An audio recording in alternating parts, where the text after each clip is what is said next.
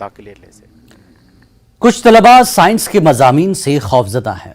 ऐसे में साइंस को मजीद पुरलुत्फ बनाने की तरफ एक कदम के तौर पर दोरक पदमा कारपो स्कूल ने आसिम फाउंडेशन के इश्तराक से DP के स्कूल के अहाते में एक साइंस पार्क तैयार किया है।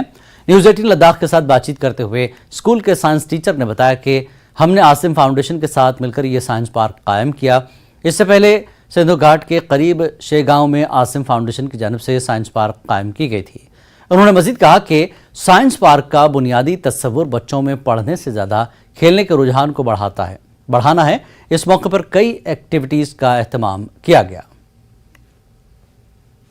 मैं न्यूज़ 18 लद्दाख को थैंक यू कहना चाहती हूँ, क्योंकि इन्होंने ये जो हमारा साइंस पार्क जो इनिशिएटिव था दोरक पदमा कारपो in collaboration with Asim foundation based in Pune, तो फिर ये जो पार्क है इसका मेन एम क्या है कि हमारा जो स्टूडेंट है वो लर्निंग बाय डूइंग और थ्रू एक्सपीरियंशियल लर्निंग थोड़ा साइंस को आगे कैरी फॉरवर्ड करे। क्योंकि मोस्ट ऑफ द टाइम क्या होता है कि साइंस को लेके बच्चों में फोबिया होता है कि like science means hard subject. So we really wanted to remove that understanding कि साइंस एक ऐसा सब्जेक्ट है जो प्रैक्टिकल बेस्ड और एक्सपीरियंशियल बेस्ड के through fun learning by fun method से भी आप सीख सकते हैं। So that's why we have started this, we have recently developed this park and then soon we are going to open this for other schools if they want to learn from this science park.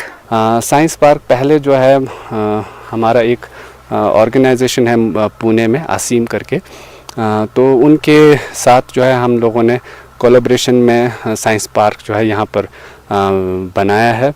पहले ये जो है शे के एक outskirt में एक area था, वहाँ होता था, लेकिन वहाँ मेंटेनेंस की वजह से जो है वहाँ पर साइंस पार्क अच्छे से नहीं चल पाया। तो हमने जो है आसिम से बात करके साइंस पार्क को दोरक पदमा कारपो स्कूल में ही जो है हम यहाँ पर ही स्थापित करने का जो है सोचा, आपको बताना चाहूँगा। तो सबसे पहले ये है टग ऑफ वार।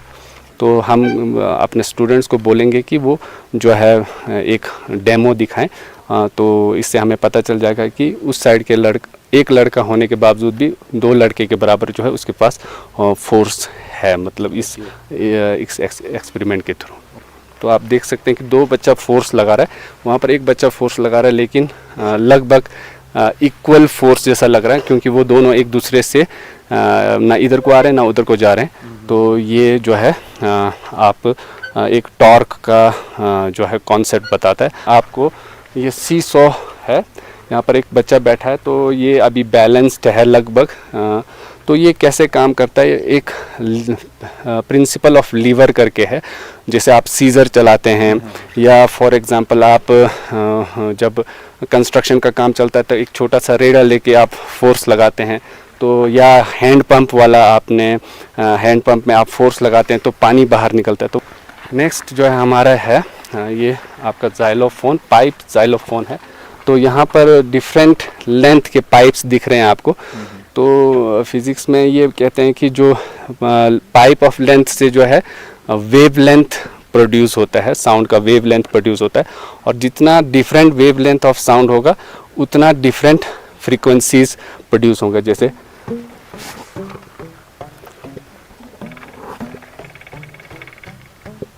तो इसमें आपने देखा होगा कि डिफरेंट जो है फ्रीक्वेंसीज के जो है साउंड निकल रहे हैं, डिफरेंट टाइप्स के साउंड निकल रहे हैं। वो ऐसा है क्योंकि पाइप का लेंथ डिफरेंट है।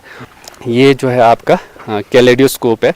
कैलेडोस्कोप में जो है मिरर्स का प्रिंसिपल है। तो यहाँ पर एक प्रिंसिपल है, एक रूल है जिसको हम बोलते हैं मल्टीपल रिफ्लेक्शन। तो जब एक लाइट आता है, सन से टकराता है, मिरर से टकराता है, तो वो रिफ्लेक्ट करता है। रिफ्लेक्ट होने के वजह से जो है डिफरेंट इमेजेस आपको मिलता है। दूसरा पेरिस्कोप है। इसमें भी मिरर का ही जो है आपका फंक्शन है। इसमें मिरर्स को डिफरेंट एंगल्स में लगाया गया है। तो जब आपने सुना होगा कि सबमरीन्स जो पानी के नीचे जहाज़ होते हैं उसमें ये इंस्ट्रूमेंट यूज़ करते हैं। आपका जो सबमरीन्स है वो हमेशा पानी के नीचे रहता है, लेकिन सामने से कौन आ रहा है, कोई एनिमीज़ तो नहीं है या कोई ऑब्जेक्ट्स तो नहीं है जिससे हमारा सबमरीन्स टकरा सकता है। तो उसको देखने के लिए सबमरीन्स में ये पेरिस्कोप लगाया जाता है। तो ये है एक फ्रिक्शन से रिलेटेड एक आपका इंस्टॉलेशन है। इसमें एक सरफेस स्मूथ है, एक सरफेस रफ है। तो जब हम यहाँ से कोई ऑब्जेक्ट्स फेंकेंगे, ठीक है ना, फॉर एग्जांपल ये हमने और ये फेंका, तो वैसे साथ में फेंकना होता है। यहाँ पर आप देखेंगे इसको ज़्यादा समय लगा क्योंकि ये सरफेस रफ़ है, तो रफ़ में आपका फ्रिक्शन ज़्यादा होने की वजह से ऑब्जेक्ट जो है थोड़ा लेट पहुंचता है। जैसे रोड वगैरह हैं, हमारे जितने भी रोड है थोड़ा सा रफ़ रखते हैं ताकि टायर्स और रोड्स के बीच में फ्रिक्शन रहे। अगर हम बिल्कुल स्मूथ बना दे, शीशे की तरह बना दे, तो फिर गाड़ियां जो है ब्रेक लगाने पर जो है रुकेगी नहीं, तो आपका एक्सीडेंट होने के चांसेस ज़्यादा हो सकते हैं। या थिंकिंग स्किल्स जो बढ़ता है, पहले हम उनको क्लास में बता देंगे कि ये सेल्स के पार्ट्स हैं। क्लास में हम डायग्राम बनाएंगे तो उनको बता देंगे कि ये सेल्स के डिफरेंट पार्ट्स हैं।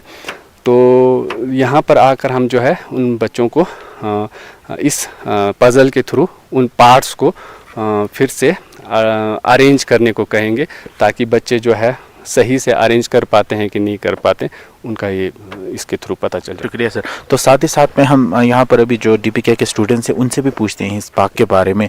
तो आपको ये पार्क किस तरह लगता है, तो किस तरह आपको स्टडीज़ में फ़ायदा मिलता है? सर, जो हम प्रैक्टिकली क्लास में थ्योरेटिकली पढ़ते हैं वो हम यहाँ पे प्रैक्टिकली आके कर सकते हैं और वो हमें बहुत मदद करता है हमारी अंडरस्टैंडिंग को अच्छा करने के लिए। और तो आप? I feel happy and privileged to have this science park among us. Through this science park, we will be able to get better comprehension of science other than the bookish knowledge. And I hope that this science park brings a positive impact on every learner.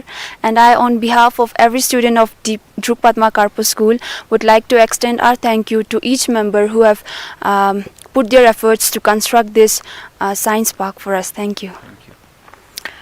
We always get excited coming to the science park because we get to learn all the theoretical parts practically, so we get better understanding. Thank you. तो साथ ही साथ जब हमने बात की science के teacher जो ड्रुक पद्मा करपो हैं अनिल सर से, तो उन्होंने कहा है कि डिफरेंट स्कूल्स के बच्चे भी यहाँ पर आ सकते हैं, पढ़ सकते हैं, साइंस के प्रैक्टिकल का यहाँ पर किस तरह से काम होता है वो भी देख सकते हैं। कैमरामैन निसार हुसैन के साथ मैं चिकमेट न्यूज़ 18 लद्दाख के लिए लेह से। यहाँ रुकेंगे एक